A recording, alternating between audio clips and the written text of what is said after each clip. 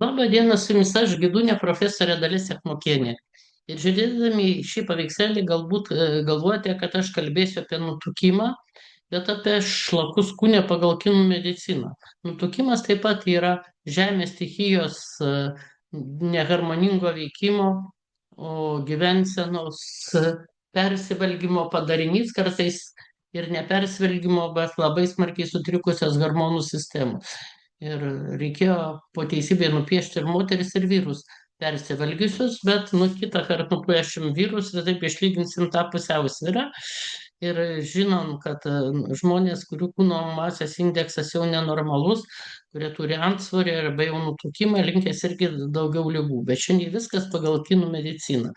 Taigi sutrinka žemės stichija ir ne tik sukelia nutukimą, bet gausybė šlakų. Žemės stichija valdo kasos, blužnies ir skrandžio kanalus. Skrandis visi žinom, kad virškina, kasas blužnis vėl reikalinga fermentam, hormonam. Tai iš klasikinės medicinos, iš kinų medicinos, tai yra tam tikras bangos dažnis žemės stichija, kuris sucentruoja visas energijas pagal skonį ir labiausiai išbalansuoja šią stichiją saldus skonis. O metalas tai tarkisi sausumas, vakuumas. Jis turi išsiurbti visus šlakus. Šlakai yra tarsi energija drėgmė. Mes žinom, kaip drėgmė veikia augalus, supūdo, medį supūdo. Jeigu ten upelio liepta, lygiai taip pat supūdo žmogų ir labai daug šlakų suformuoja. Ir skverbiasi tie šlakai į kitas visas stichijas ir kitus organus, į inkstus, cistos į kepenis, cholesterolis į širdies kraujagyslės, storiam žarnyne vėl visokie blogi dariniai formuojasi. Ir iš vis žemė ypatinga tuo, žemės stichija, kad gali sureguliuoti, sucentruoti visų stichijų energijas, kai žmogus kaip kryžius anksčiau buvo braižom. Ir pasižiūrėkit, Raudonojo kryžiaus draugija, žmogus kaip kryžius. Keturios stichijos su žemė centre. Žemės ašis yra centre. Tai daug kartų kalbėjau, kad pagal skonį. Visų skonių turi būti tolygiai. Skoniai yra surus, kartus, aštrus, rūgštus, o tikrieji baltymai, riebalai, angliavandeniai yra toks vos salstelės, beskonis saldumas, tai kas padeda vaikui užaugti. Pienas, o vėliau baltymai, riebalai, angliavandeniai gaudami ir daug kitų dalykų, kurie padeda gauti energiją, Krebso cikle yra saldus. Bet niekada buvo kažkas nenatūralaus iškrapštyta ir įdėta.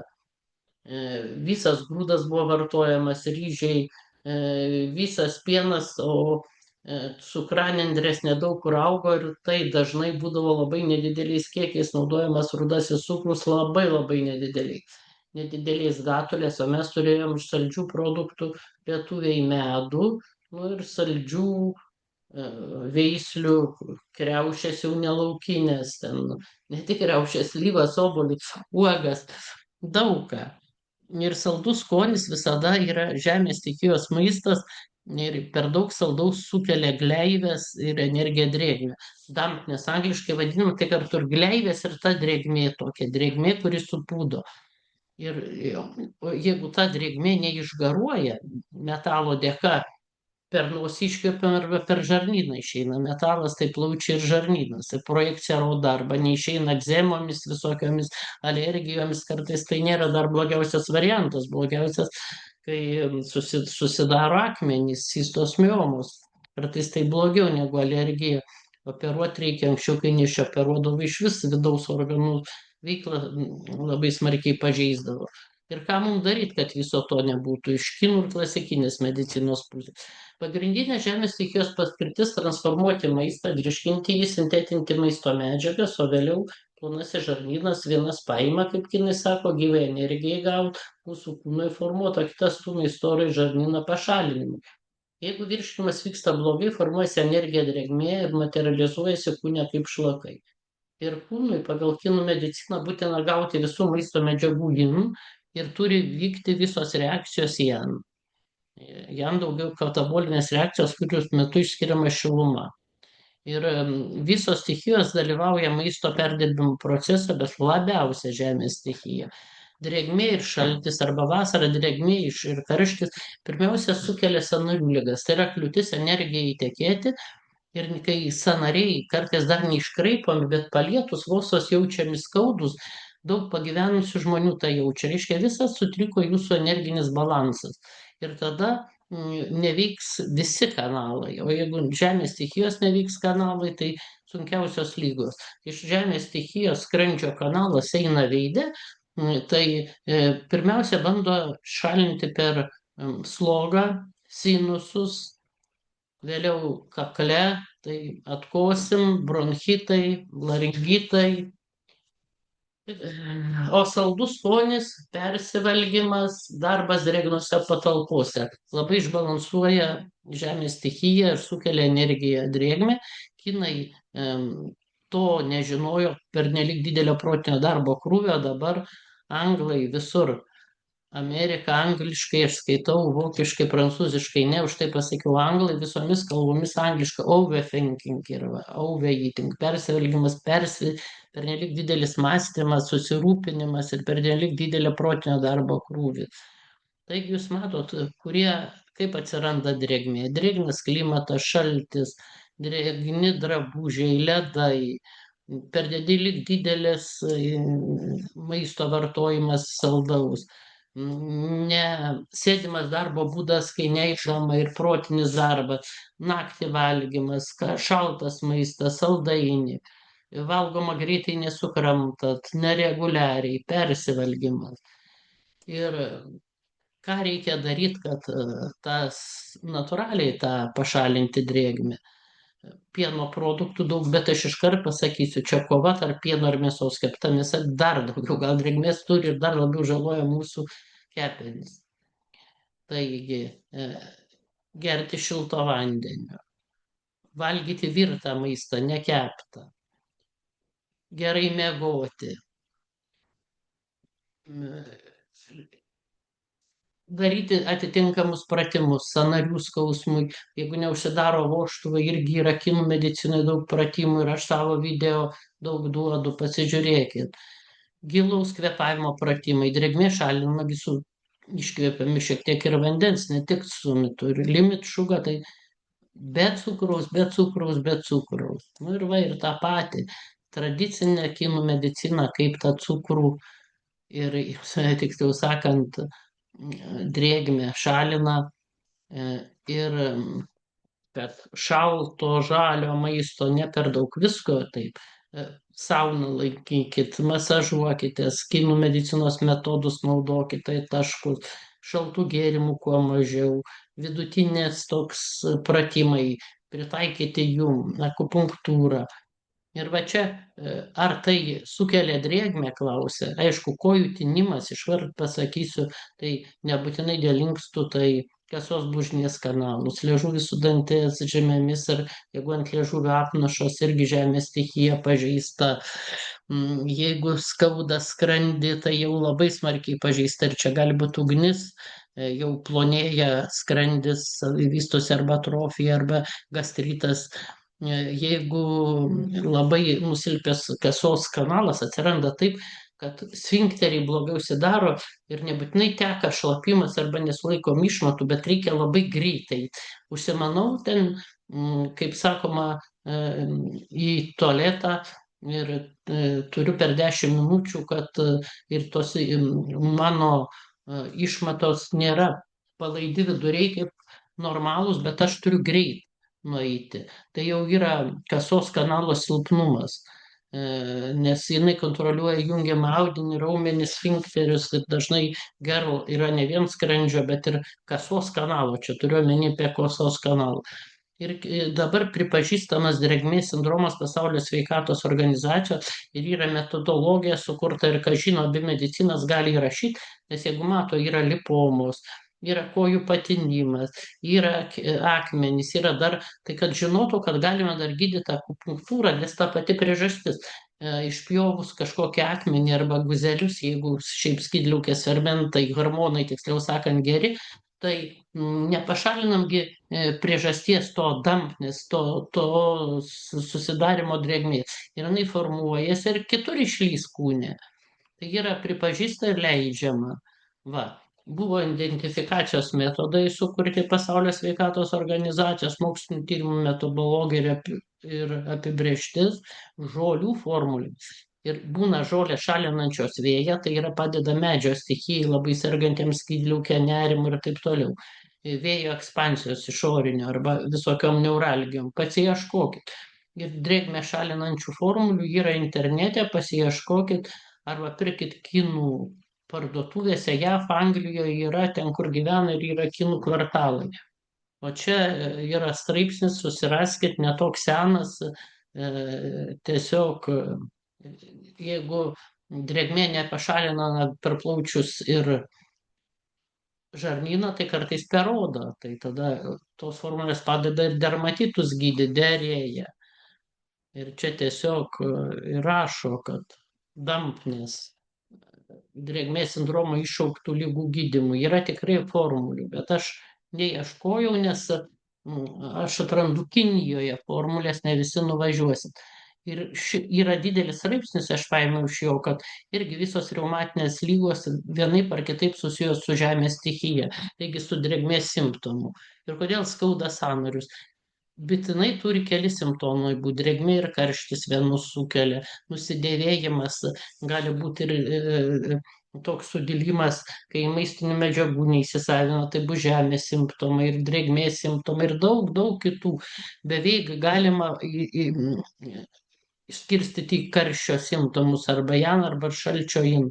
Ir labai ištyrinėta, kaip gydyti kinų medicinos metodais, bet jūs tam turite eiti pas kinų medicinos medikų. Yra mūsų nemažai medikų, baigusių ir kinų mediciną ir turinčių licenciją. Medicinos mokslų daktaras turintis tokią licenciją, būtent tradicinės medicinos mūsų klasikinės, yra Dainius Butvilas, reabilitologas, kartu ir kinų medicinos medikas turintis auksinį protą, auksinės rankas, labai daug ligų išgydęs. Pasaldus skonis, centrinis kronis, visi grūdai, grini riebalai, baltymai, išvirkit kiaulieną be druskos ir be prieskonių.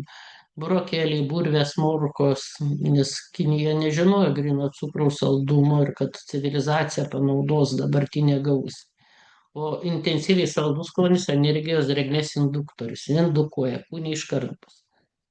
Drėgmės lygos. Perdirbti produktai šiaip nesveika labai, kepenys nešalina, ten pilna nitratų, nitrozaminų, rūkymo produktų ir balti miltai su cukrum ir riebalais, dar su margarinu. Ir miomos cystos akmenys tada, kai metalo stichija nesugeba sukurti sausumo ir pašalinti šlakų. Lietuviškas maistas, kaip jūs matote, kuris mūsų švenčių maistas visada nesveikas, bet jeigu pasižiūrėt tokią istorinį, etnografinį, baudžiauninkai, aš manau, kad nedavalgydavo. Ir aišku, jiem prisivalgyti būdavo didelis džiaugsmas. Tai cepelinai ne taip dažnai atsirado, kaip ir bulvės kažkur tik 17 ar 18 amžiuje lietuvių racione buvo ropės. Bet visa tai yra gleivės, gleivės, gleivės. O dabar kemša, sako, vaikas mano liesas. Nu, tai kad liesas, tai gal jeigu per daug liesas kūno masės indeksas žemiau ribos, blogai. Bet tai tik tai ne cepelinais jį pakelti. Arba atsiranda ir pilvo skausmai, nes dėl blogo virškinimo iš pradžių skrandis, kepenys ir žarnynas viskas nueina.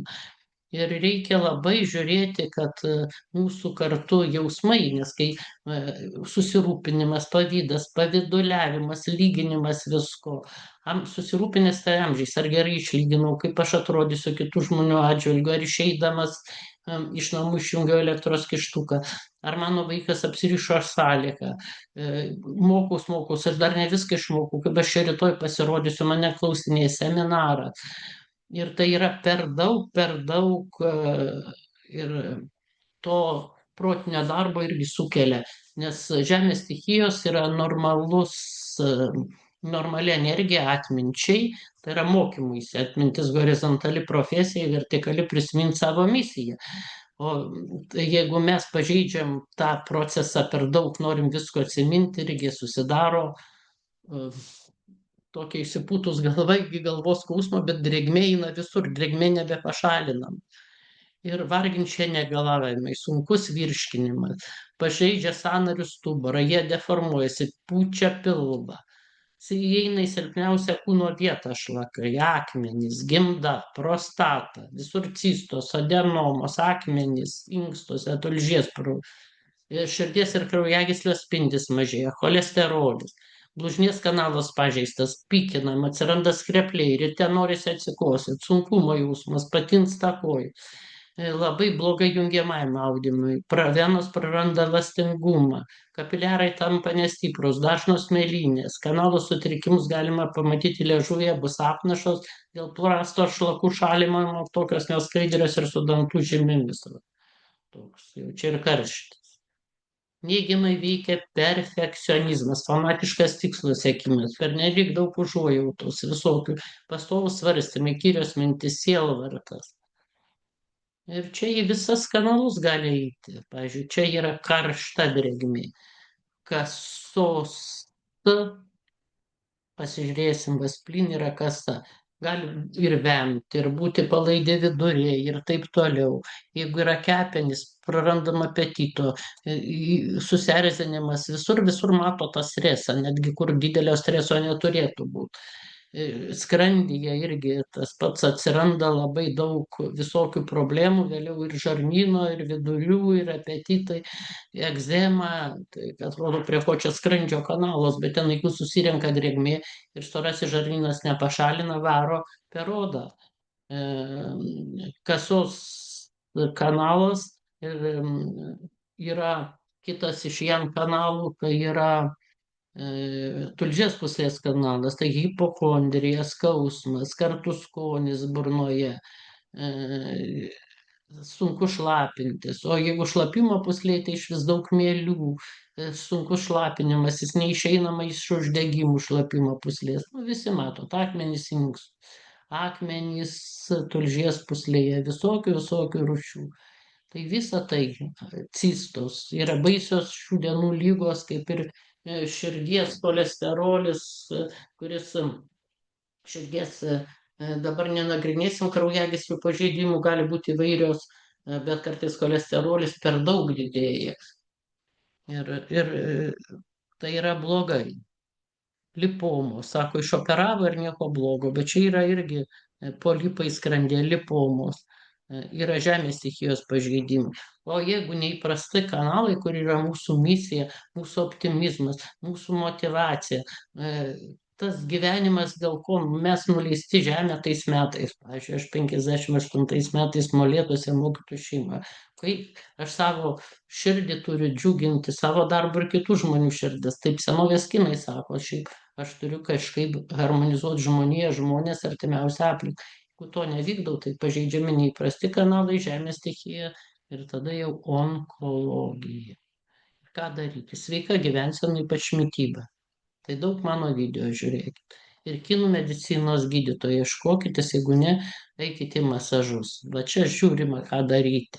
Jeigu labai daug to gleivių arba drėgmės, jinai atsiranda migrena, galvos skausmas, prarandam plaukus, egzema, moterim būna ir pienligė, celiulitas, nereguliarios medicinės, skauda sąnarius, aknė, didelės poros tokios veide, prarandam atmintį po truputį, prastėja atmintis, visai neprarandam.